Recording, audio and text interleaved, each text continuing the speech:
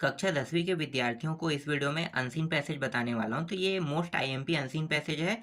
जितना भी मैं बताते जा रहा हूँ उन सभी को अच्छे से रटना ना, ये समझना भी और याद भी करना, क्योंकि ये सारे अनसीन पैसेज आपको वार्षिक पेपर में देखने को मिल सकता है। इसीलिए आपको मैं अनसीन पैसेज बता रहा हूँ, हर एक टॉपिक बताऊंगा। जो जो प्रश्न इंपॉर्टेंट है, जहां से आ सकता है, वो सारे प्रश्न आपको मिलेगा। ठीक है, तो नोटिस भी आएगा, ठीक है, पैराग्राफ भी आता है, तो कौन सा आएगा, कैसे आ सकता है, तो इसके बारे में पूरा चर्चा करूंगा। और सिर्फ जितना मैं बता रहा हूँ उतना अगर आप पढ़ लेते हो तो 80% से अधिक पा सकते हो। कुछ ऐसे प्रश्न हैं जो ऐसे प्रश्न भी आते हैं एग्जाम में जो ना तो गाइड में होता है ना तो बुक में होता है। ठीक है, मतलब बुक के अंदर से होता है, तो अनसीन जैसे होता है तो अनसीन बाहर से आता है। वैसे ही कुछ ऐसे प्रश्न भी आएगा जिसके बारे में किसी को भी पता नहीं है, ना परीक्षा बोर्ड बनाने वाले को, ना प्रश्न बैंक बनाने वाले को। ठीक है, बोर्ड जो है ना अपने हिसाब से अंतिम टाइम में ना अलग निर्णय लेके कुछ प्रश्नों को वो लोग चेंज कर देते हैं। इसलिए 80+ का मैं फिक्स आपको जो गारंटी दे सकता हूँ कि आपको 80% से ऊपर आपका इस सब्जेक्ट में आ जाएगा। ठीक है, लेकिन अच्छा चांस रहेगा, मतलब किस्मत वाले हो तो 90+ के भी पार जा सकते हो। इसलिए काफी गौर से देखना इन सारे टॉपिकों को, क्योंकि यहीं से प्रश्न बनेंगे। ठीक है, तो देखो, ये जो टॉपिक है ये न्यूटन से संबंधित है। ठीक है, न्यूटन ने कुछ आविष्कार किया होगा तो आविष्कार के बारे में है। तो मैं इस जो पैसेज इसको पढ़ के नहीं बताऊंगा। ठीक है, ऐसे ही मैं आपको बताता हूँ। चलो डायरेक्ट प्रश्न उत्तर देखेंगे, आपको समझ में आते जाएगा, क्योंकि प्रश्न उत्तर अगर आएगा इससे संबंधित ये पैसेज आता है। ठीक है, ये पैसेज देख लो। One day when Newton was 50 years old, was has been hard at work for then 20 years। ठीक है, इस तरह से रहेगा। तो चलो मैं आपको प्रश्न दिखाता हूं।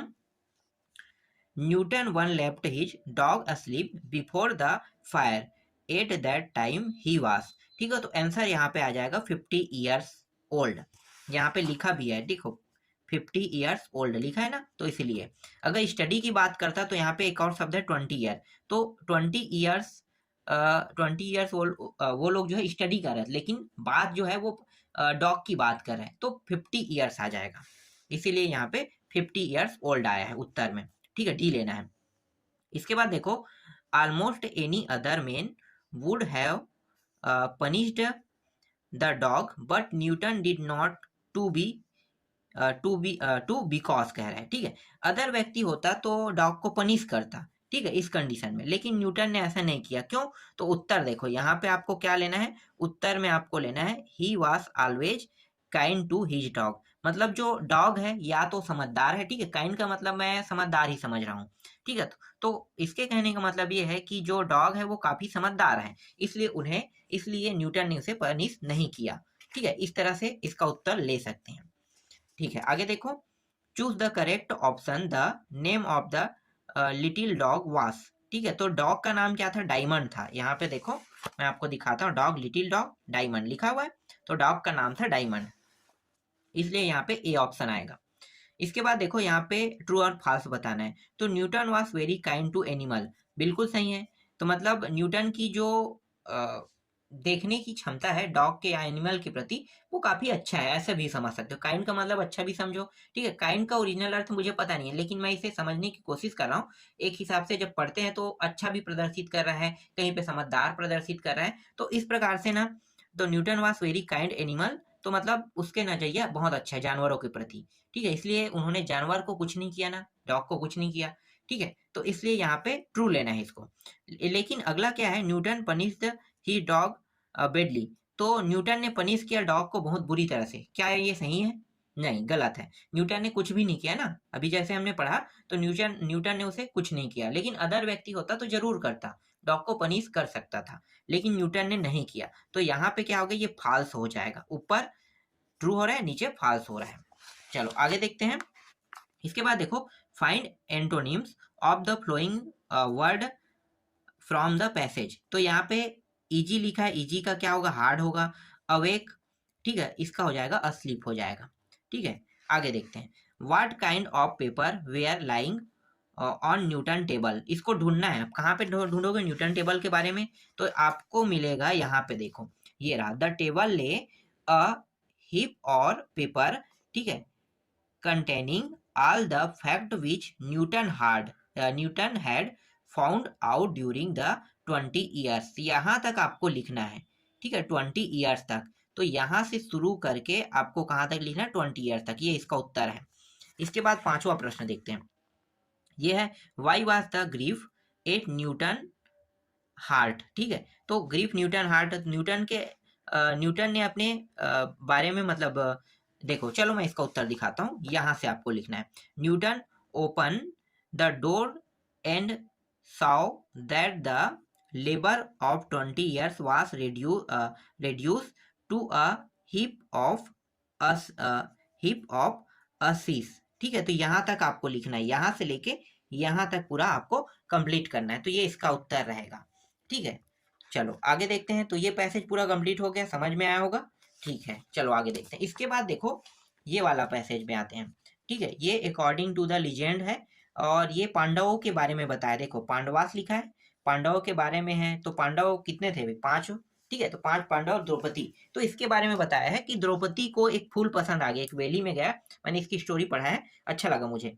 ठीक है, तो ये लोग एक वैली में गया, उस वैली में, उस घाटी में एक फूल था, वो फूल बहुत मतलब अच्छा आ गया, तो उसको तोड़ने के बारे में बताया गया है। तो भीम ने जाकर तोड़ा। तो ये इस प्रकार से कुछ कहानी है। ठीक है, इसी कहानी पर आधारित है, तो पांडव से संबंधित है। ठीक है, चलो मैं आपको बताता हूँ। अब इससे रिलेटेड मैं आपको प्रश्न दिखाता हूँ। ठीक है, इंपॉर्टेंट प्रश्न क्या होगा, देखो उसी से रिलेटेड रहेगा ना पूरा। यहाँ पे है अगली है और यहाँ पे वीकेस्ट है। ठीक है, तो इसका क्या बताना है, एंटोनिम्स बताना है। तो अगली का क्या हो जाएगा, अगली का हो जाएगा ब्यूटीफुल। देखो जैसे कि यहाँ पे उत्तर अगली का ब्यूटीफुल, वीकेस्ट का स्ट्रॉन्गेस्ट हो जाएगा। ठीक, अब यहाँ पे देखो वो went in search of flower and why कह रहा है। तो फ्लावर को सर्च क्यों कर रहा था, तो मैंने अभी क्या बताया, मैंने बताया कि ये फ्लावर को इसलिए सर्च कर रहा था क्योंकि इसे द्रौपदी को देना है। ठीक है, और द्रौपदी को ये फ्लावर पसंद आया था, इसलिए ये सर्च कर रहा था। सर्च करने वाले व्यक्ति का नाम क्या है, नाम पूछा है, तो सर्च कौन कर रहा था, went to search flower and why, तो भीम। एक शब्द में आप यहाँ पे उत्तर दे सकते हो, Bhim. Search in flower and went in search in flower, तो भीम कह सकते हो। ठीक है, या आप पूरा यहाँ से यहाँ लिख सकते हो, मैं आपको दिखाता हूँ। देखो कहाँ पे है, यहाँ पे देखो, find more flower like for her Bhim the strongest among the Pandav. ठीक है, तो पांडव में से जो भीम है वही क्या कर रहा था, इस फ्लावर को ढूंढ रहा था। ठीक है, सर्च कर रहा था। चलो आगे देखते हैं। इसके बाद यहाँ पे तीसरा प्रश्न देखो, from the passage find the presses that means. तो स्टार्टेड और इम्प्रेस्ड का बताना है। तो स्टार्टेड का होता है, ठीक है, वो सर्च करना शुरू किया, तो इन सर्च ऑफ, और इम्प्रेस्ड का मतलब टेकन बाई इट्स ब्यूटी होगा। ठीक है, क्योंकि वो बहुत खूबसूरत था इसलिए। देखो स्टार्टेड का मतलब आपको समझ में आ रहा है। इस पूरे पैसेज को अगर पढ़ोगे तो सर्च करने की बात कर रहे हैं। तो सर्च कर रहा है, ढूंढ रहा है। ठीक है, ढूंढने का कारण क्या है, ढूंढने का कारण है कि वो जो फ्लावर है वो ब्यूटीफुल है, टेकन बाय हिज ब्यूटीफुल। तो ब्यूटीफुल है तभी तो वो इम्प्रेस हो रहा है ना। तो इम्प्रेस्ड का मतलब ये हो रहा है, इस स्टोरी के हिसाब से बता रहा हूँ। ठीक है, ये कोई बाहरी पॉइंट नहीं है, ये स्टोरी में कहा गया है। ठीक है, आगे देखते हैं। चौथा, describe the valley of flower. अब वैली को बताना है, मतलब वैली ऑफ फ्लावर के बारे में आपको बताना है, तो डिस्क्राइब करना है। तो देखो इसके बारे में आपको ऐसे ही बता देता हूँ, ज़्यादा कुछ नहीं है, ये बहुत ब्यूटीफुल है। ठीक है, कौन, फ्लावर। तो उस फ्लावर को ढूंढ कौन रहा है, भीम ढूंढ रहा है ना। और किसके लिए ढूंढ रहा है, द्रौपदी को देने के लिए। तो आप इसे कैसे लिख सकते हो, इसका उत्तर आपको पैसेज में नहीं मिलेगा, आपको इस तरह से दिमाग लगा के बनाना है। Valley of flowers mean that valley which was full और ब्यूटीफुल फ्लावर, मतलब ये बहुत सुंदर फ्लावर है। That valley that Bhim discover, तो इस वैली में, मतलब इस घाटी में भीम जो है वो क्या करे, डिस्कवर करे इन अ सर्च। ठीक है, फ्लावर फॉर द्रौपदी, और इस फ्लावर को सर्च करने के बाद, ढूंढने के बाद इसे द्रौपदी को दे देगा, कह रहा है। ठीक है, इस तरह से ये बन रहा है। ठीक, आगे देखते हैं। इसके बाद पांचवा है, देखो यहाँ पे 2 प्रश्न दिया है, वस्तुनिष्ठ वाला है। In order to protect the flower government had not stop it, क्या आ जाएगा उत्तर में, तो उत्तर में डायरेक्ट लेना है यहाँ पे मॉर्निंग इन द एरिया। ठीक है, तो मतलब वो जो है ना सर्च कर रहा था उस समय। ठीक है, तो उस एरिया को सर्च करना है, ना तो फायरवुड है, ना तो एनिमल आएगा, ना तो ग्रास। ठीक है, ये चीज वहां पे नहीं था, वो लोग ढूंढ के आ रहे थे, उस एरिया पे सर्च कर रहे थे।